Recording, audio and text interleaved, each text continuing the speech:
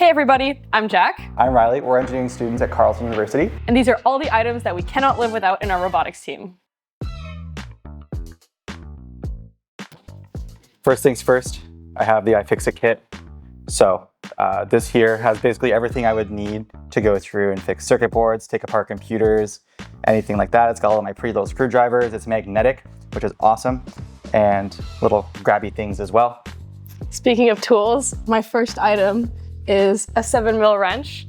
We use this for pretty much everything if it's standardized, M4 bolts and nuts. We always lose this, so it's good to always keep an extra one. As a matter of fact, it took me half an hour to find this one. Grab the big one. I'm gonna go big. Now, this is the oscilloscope. This is my best friend, every engineer's best friend when it comes to figuring out why your circuit boards don't work.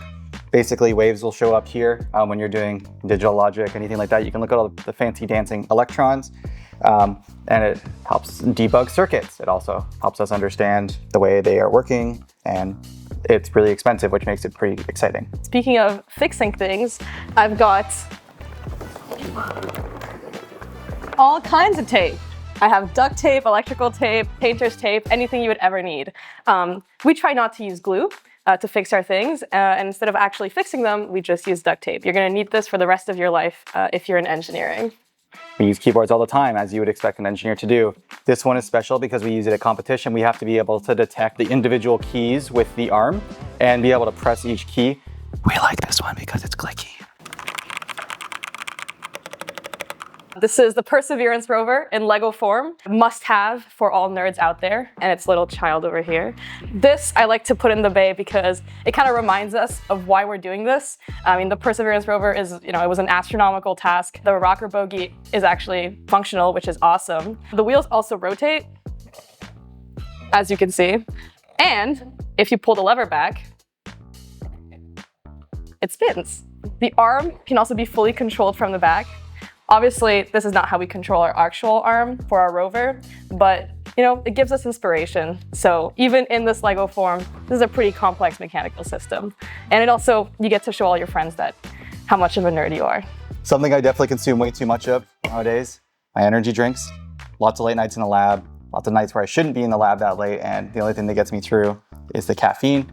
Whether it's coffee, energy drinks, whatever it is, it's too much of it, so.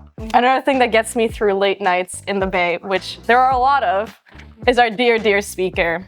When there's no one else in the building, you can blast at full volume. It's great for getting you through the night. H-O-T-T.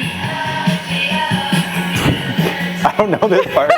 Something else I use all the time because stuff is always breaking, soldering iron. This is to put components onto a PCB, which I also have to show you. A PCB. So basically you put all your components onto this. You can go from something like this to something like this just by putting it all on a board like this, and you got to use the soldering iron to put it all together. And you can put fun art on it as well, which is nice. At competition, a moth flew onto one of our circuit boards and blew itself up. The competition where the moth flew in was Canadian International Rover Challenge. It was in Drumheller, Alberta. The moth happened at a nighttime task because rovers operate in space, either the moon or Mars. It's dark.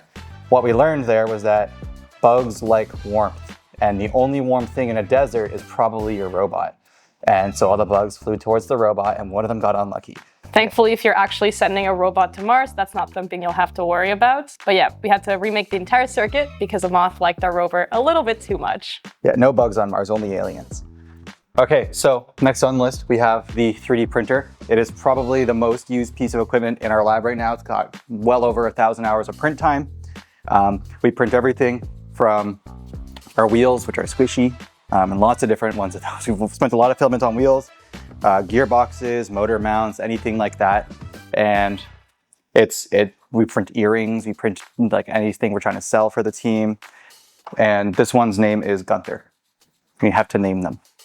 For our next item, we've got our dear Rover. This is Doug. That stands for don't use glue because we never use glue. Like the Perseverance rover that Jack showed, this rover also has a rocker bogie that doesn't really bogey, and that's why there's a spring here at the front. He is the rover that we took to competition with us in August to the Canadian International Rover Challenge, and he is entirely student built. Ground up, these wheels are printed. All of this metal is manufactured by us. The only thing we don't make is the computer because we don't have 10 years to make a computer. So as you can see, a work of art on the inside and out. He's beautiful. It's a great testament to a group of mostly first-year engineers who built this. So this entire thing is kind of a testament to working together with electrical software and mechanical systems. The entire chassis, the wheels, the frame, the box, it's all mechanical. And then inside we've got all the electrical work as well as the computer where obviously software does all of their work. So it's a big project, but we make it work. Yeah, and it's important to keep in mind every other team when you're doing it. It's never individual problems. You have the wheel, but you have the motor that's mounted in the wheel. And then electrical has to tell mechanical, okay, so how are we gonna mount the wires and stuff? And that's why you see duct tape and stuff everywhere. It's because sometimes we forget about those integration tasks. And so it's a fully integrated system that we kind of fumbled through and made progress through as we went and learned a lot about how to integrate properly. Next up, I have my own personal item here. This is a big block of steel. I keep this at my desk as kind of a reminder. It is the first mistake I made as an engineer on my co-op placement. I learned that you can't add length to a steering shaft and have it still work. And this was what I got to keep from it. It reminds me that you can make failures and still end up with something successful at the end. I like to have that around. It's really dense. That's heavy. That's actually heavy. So those were all the items that we had for you guys today. We hope that you enjoyed the video. And if you did, be sure to like and subscribe. More or less. You're more resistive than me. You're in the mega rooms. That's wild. Hell yeah. You should open up more. Be less resistive. All right. Get out.